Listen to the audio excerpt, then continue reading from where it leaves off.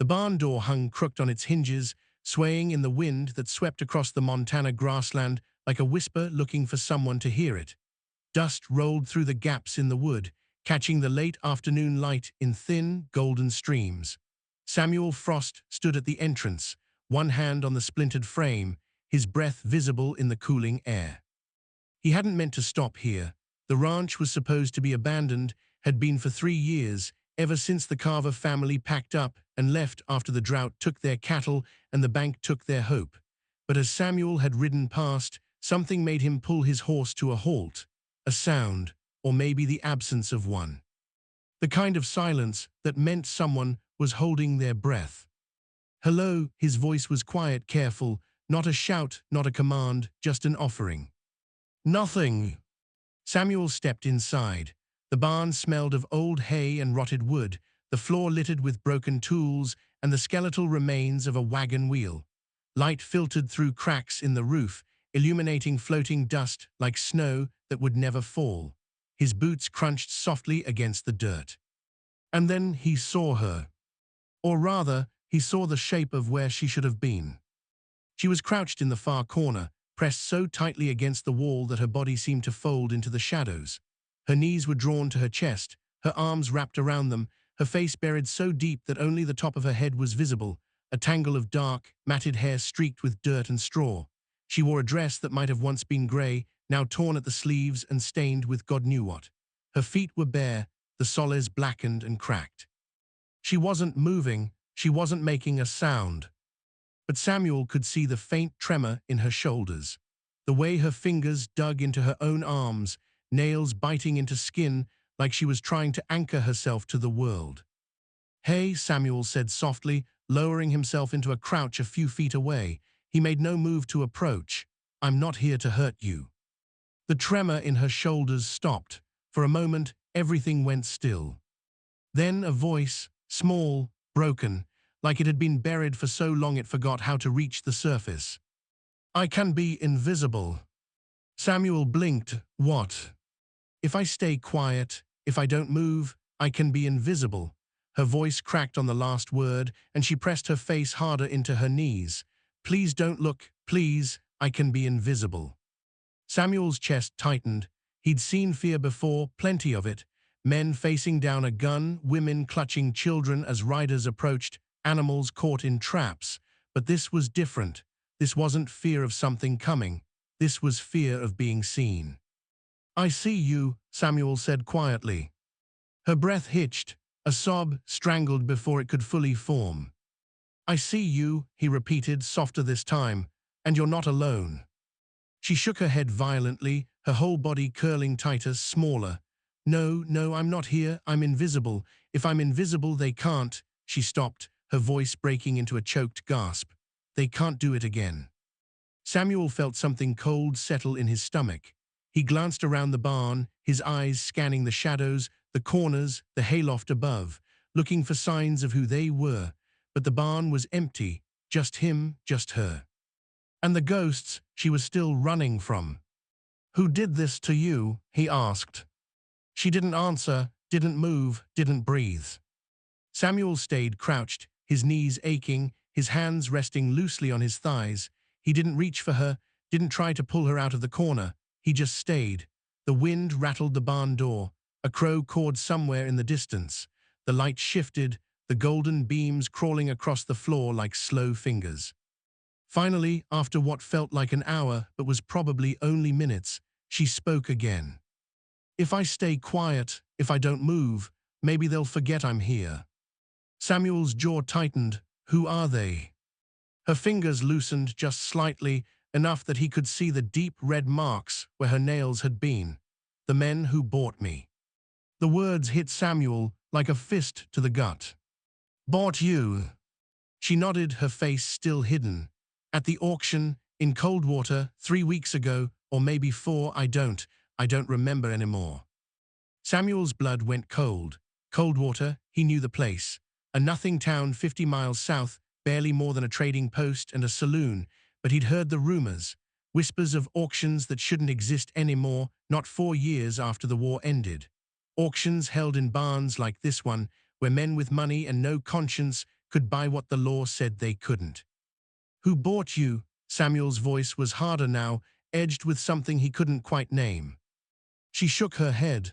I ran before they could take me. How long have you been here?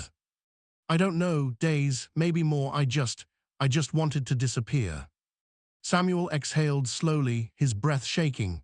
He looked at her, really looked at her and saw the trembling in her hands, the way her ribs pressed against the thin fabric of her dress, the hollow shadows under her eyes. She wasn't just scared, she was starving, exhausted, broken. What's your name? He asked. She didn't answer. My name's Samuel Frost. I work a ranch about 10 miles north of here. I was just passing through when I heard. He paused. Well, I didn't hear anything, but I stopped anyway. Still nothing. Samuel shifted his weight, his knees protesting. You can't stay here, it's getting colder. There's no food, no water, you'll die out here. Maybe that's better. The words were so quiet he almost missed them, but they landed heavy, like stones dropped into still water. Samuel's throat tightened. No, it's not.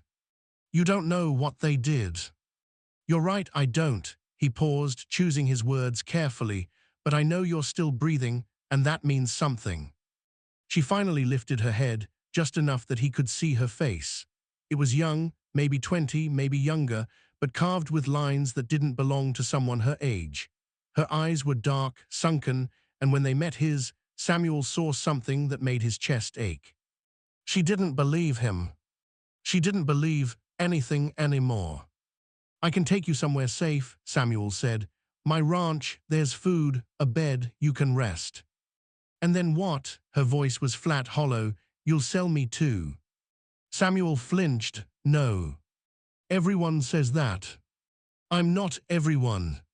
She laughed, a bitter, broken sound. That's what they all say. Samuel didn't respond. He just stayed there, crouched in the dirt, his knees aching, his heart pounding. The light continued to shift, the shadows growing longer, the air growing colder, and still he stayed. Finally, she spoke again. Why are you still here? Because I see you, Samuel said, and you're not invisible. Her eyes filled with tears, but she didn't let them fall. She just stared at him, her expression unreadable, her body still coiled tight like a spring ready to snap. I don't know how to be anything else, she whispered. Samuel nodded slowly. Then we'll figure it out together. The wind picked up outside, rattling the barn door. The crow cawed again, closer this time, and in the fading light, Samuel saw her fingers loosen just a fraction more. Not trust, not yet. But maybe the beginning of something. It took another hour before she moved. Samuel didn't push. He stood slowly, his knees cracking, and walked to the barn door. He pulled his canteen from his saddle and a strip of dried beef from his saddlebag, then returned and set them on the ground a few feet from her. He didn't say anything, just left them there and stepped back. She stared at the canteen like it might bite her. It's just water, Samuel said. She didn't move. Samuel sighed and sat down against the opposite wall, his back to the wood, his legs stretched out in front of him. He pulled his hat low over his eyes and closed them, as if he were settling in for a nap, but he kept his ears sharp, listening for the smallest sound. After a long silence, he heard it, the faint scrape of her hand against the dirt, the soft clink of the canteen as she picked it up, the desperate gulp of someone who hadn't had water in days. Samuel didn't open his eyes. When the canteen was empty, she set it down carefully, as if afraid of breaking it. Then, after another long pause, he heard her reach for the dried beef. The sound of her chewing was slow, cautious, like she was testing whether her body would accept it. Samuel waited until she was finished before he spoke. There's more where that came from. She didn't respond. I mean it, at the ranch. Real food, hot stew, bread, coffee if you want it. Why? Her voice was stronger now, but still edged with suspicion. Samuel opened his eyes and looked at her. She was watching him, her back still pressed to the wall, but her posture was slightly less rigid. Her hands were no longer clawing at her arms. "Because it's the right thing to do," Samuel said simply. "People don't do things just because they're right. Some do." She shook her head. "Not in my experience." Samuel studied her face, the way the light caught the sharp angles of her cheekbones, the dark circles under her eyes. And then he saw it, something he hadn't noticed before. A scar, thin and white, running from just below her left ear down to her collarbone, jagged, like it had been made with something dull. Samuel's breath caught. He knew that scar. His mind flashed back. 7 years ago, a wagon train passing through Coldwater. He'd been younger then, working as a ranch hand for a man named Dutch Carver, this very ranch, before Dutch lost it to the drought. A family had stopped to trade supplies. A father, a mother, and a daughter, maybe 13, 14 years old, quiet, nervous. The mother had asked Samuel for water, and he'd obliged. But later that night, he'd overheard Dutch and another man, a deputy named Voss, elking in low voices by the fire, something about the family, about how they were runaway sharecroppers, about how there was money to be made if someone reported them to the right people. Samuel had frozen. He'd wanted to say something to warn the family, but Dutch had been his employer, Voss had been the law, and Samuel had been 22 years old with no money, no influence, and no courage. He'd done nothing. The next morning, the family was gone. Riders had come in the night. Samuel had heard the screams, the shouting, the crack of a whip. He'd stayed in the bunkhouse, his hands over his ears, his stomach churning. He'd seen the girl one more time, just a glimpse as they dragged her into a wagon, blood running down her neck from a fresh wound, her mother's screams echoing across the grass. And then they were gone. Samuel had told himself it wasn't his fault, that he couldn't have stopped it, that he was just a ranch hand with no power. But the guilt had followed him every day for 7 years. And now, sitting in this barn, staring at that scar he knew. This was her. "What's your name?" Samuel asked, his voice barely above a whisper. She hesitated, then quietly, "Eliza." Samuel's heart stopped. "Eliza," he repeated, the name tasting like ash in his mouth. She frowned. "Do I know you?" Samuel swallowed hard. I was here 7 years ago when your family came through." Her eyes widened, the color drained from her face. "You," she whispered. Samuel nodded slowly. "I was working for Dutch Carver. I heard them talking about your family, about turning you in, and his voice cracked. "I did nothing." Eliza's expression shifted, shock, disbelief, then slowly something darker, anger. "You knew," she said, her voice trembling. "You knew, and you let them take us." "I'm sorry." "Sorry," she laughed, a sharp, bitter sound. "My mother died that night. My father was sold downriver. I was. She stopped, her hands shaking. "And you're sorry." "I was a coward," Samuel said, his voice raw. "I was young and scared and I didn't know what to do, but that's no excuse. I should have done something, anything, and I didn't." Eliza stared at him, her chest rising and falling rapidly. "Why are you here now?" "I don't know," Samuel admitted. Maybe I'm trying to make up for it." "You think helping me now erases what you did?" "No, I don't." "Then why?" "Because I can't undo the past," Samuel said quietly, "but I can try to do better now." Eliza's eyes filled with tears, but she blinked them back. "You think that makes you a good man?" "No," Samuel said, "I don't think I'm a good man, but I'm trying to be." The silence stretched between them, heavy and suffocating. The wind howled outside, and the barn creaked under the weight of it. Finally, Eliza spoke. "If I come with you, if I trust you, and you betray me," her voice was ice, "I'll kill you." Samuel nodded. "Fair enough." She didn't smile, didn't soften, but after a long moment she stood. Her legs shook, and she had to brace herself against the wall, but she stood. "All right," she said, "let's go." The ride to the ranch was slow. Eliza rode behind Samuel on his horse, her arms wrapped loosely around his waist, her body stiff and unyielding. She didn't speak, didn't ask questions, just stared at the horizon like she was waiting for something to come over it. Samuel didn't push her. He kept the horse at a steady pace, his eyes scanning the landscape for any sign of trouble. The sun was setting now, painting the sky in shades of orange and red. The grass rippled in the wind like water. It should have been peaceful, but Samuel couldn't shake the feeling that something was coming. They reached the ranch just as the last light faded. It was a modest place, a small house, a barn, a corral with a few horses. Samuel had built it himself after Dutch lost the Carver Ranch. It wasn't much, but it was his. He helped Eliza down from the horse and led her inside. The house was simple, a main room with a fireplace, a small kitchen, a bedroom in the back. Samuel lit a lamp and gestured to a chair by the fire. "Sit, I'll make some food." Eliza sat, her hands folded in her lap, her eyes darting around the room like she was memorizing every exit. Samuel heated a pot of stew and cut thick slices of bread. He set a bowl in front of her, along with a cup of water. She ate slowly, mechanically, like her body was going through the motions, but her mind was somewhere else. Samuel sat across from her, his own bowl untouched. "You can sleep in the bedroom, I'll take the floor out here." Eliza looked up. "Why are you doing this?" "I told you."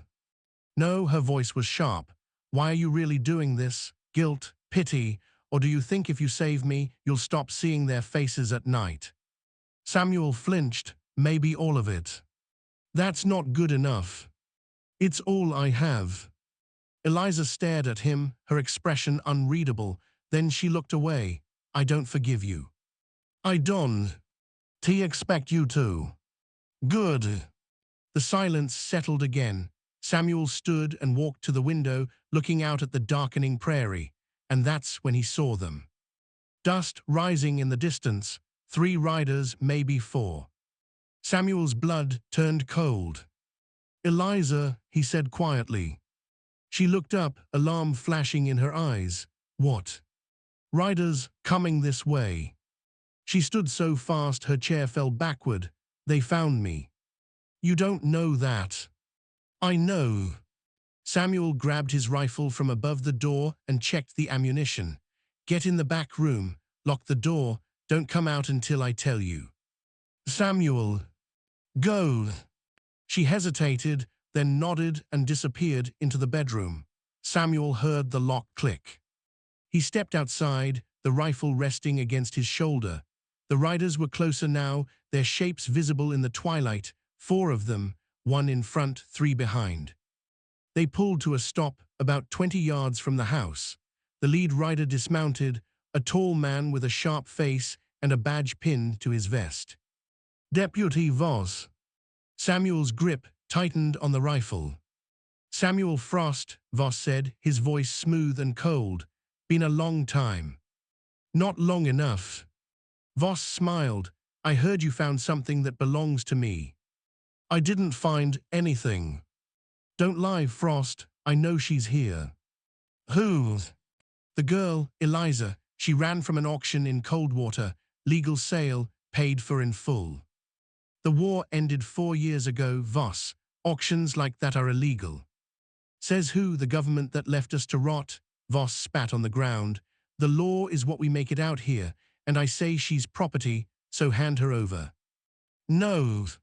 Voss's smile faded. "You don't want to do this, Frost." "Maybe not, but I'm doing it anyway."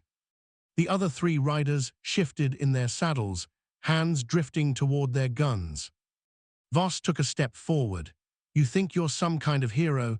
You think saving 1 girl makes up for what you didn't do 7 years ago?" Samuel's jaw tightened. "No, but it's a start." Voss laughed. "You're a coward, Frost. You were then and you are now. The only difference is, this time, your cowardice is going to get you killed." Samuel raised the rifle. "Leave, now."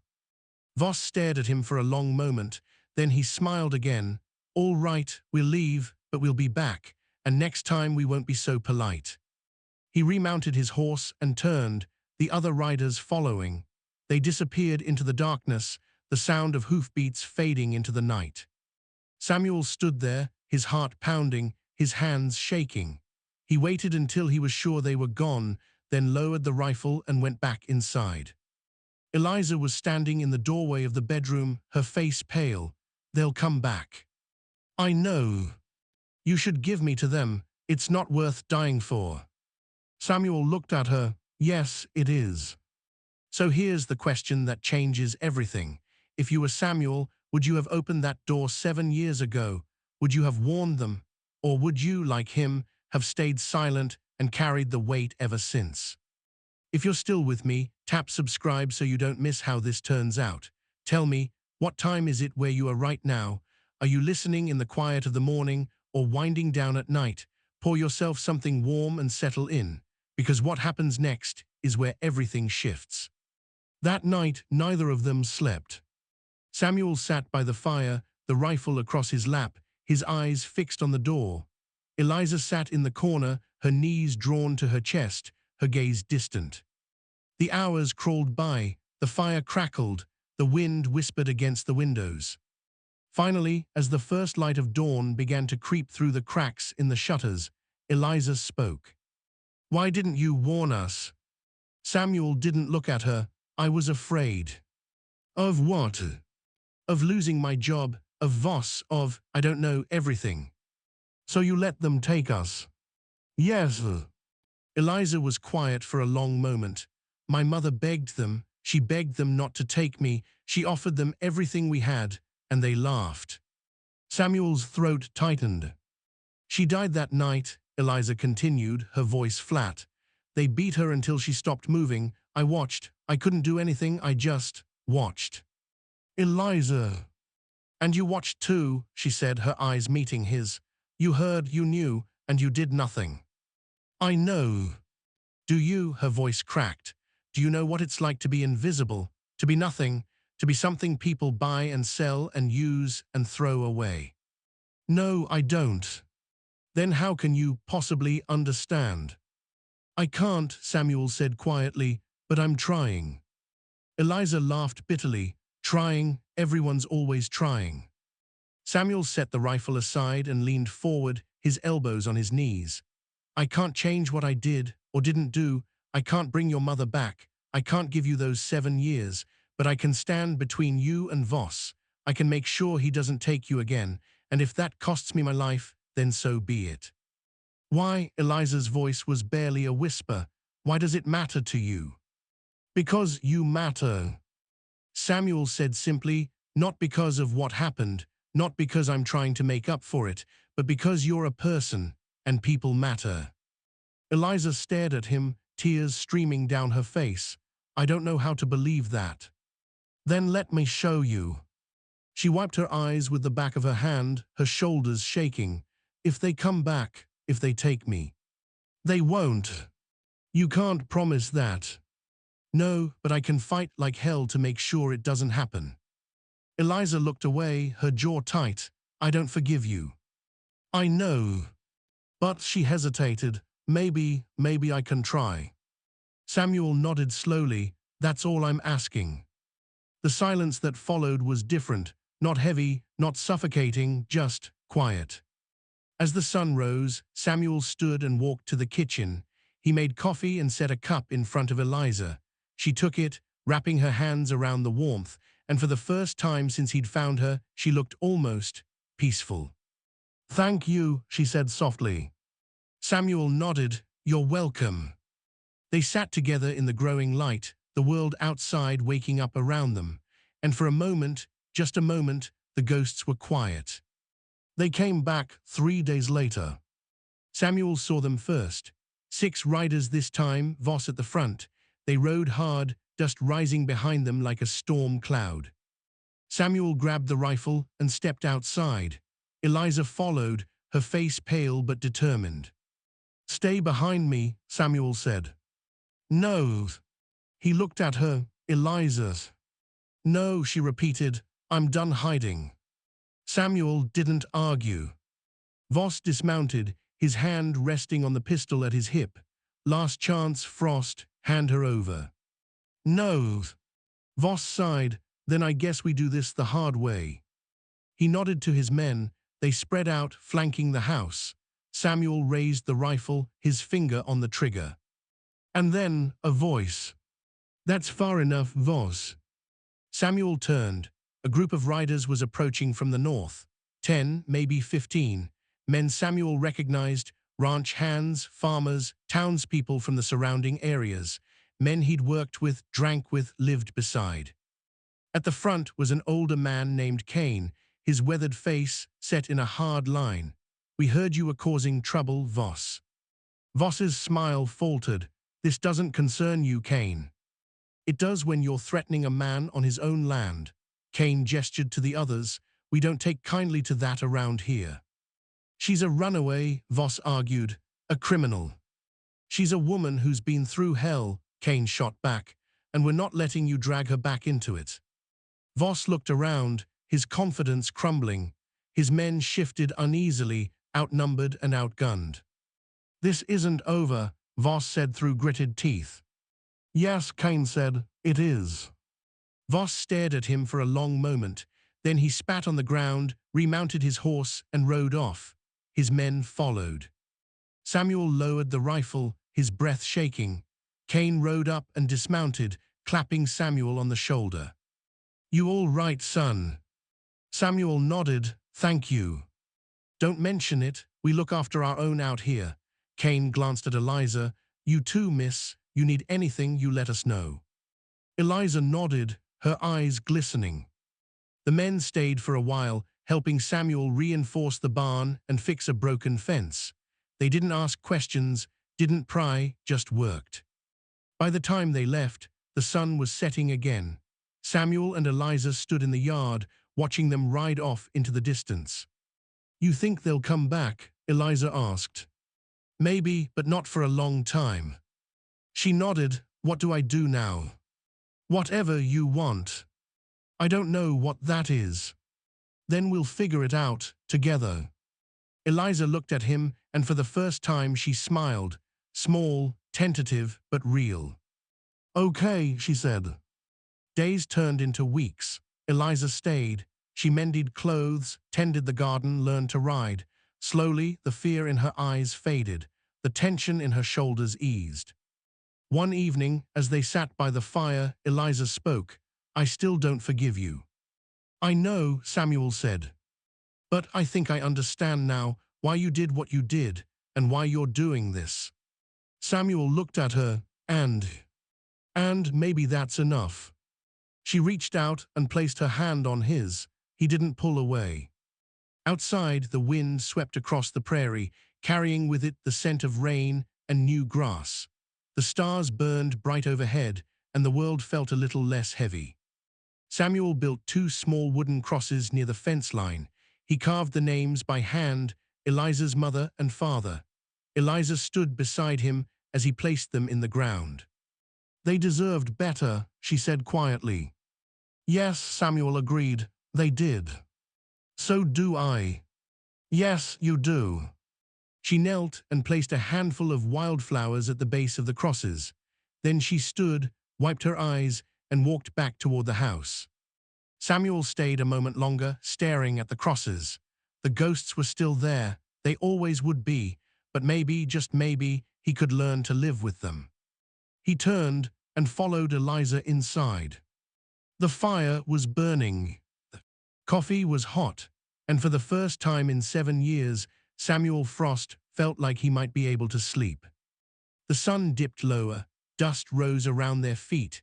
Samuel knew the ghosts of that day would follow him, but so would Eliza, not as a shadow, not as a burden, but as a reminder that sometimes courage comes late, and even then it still counts.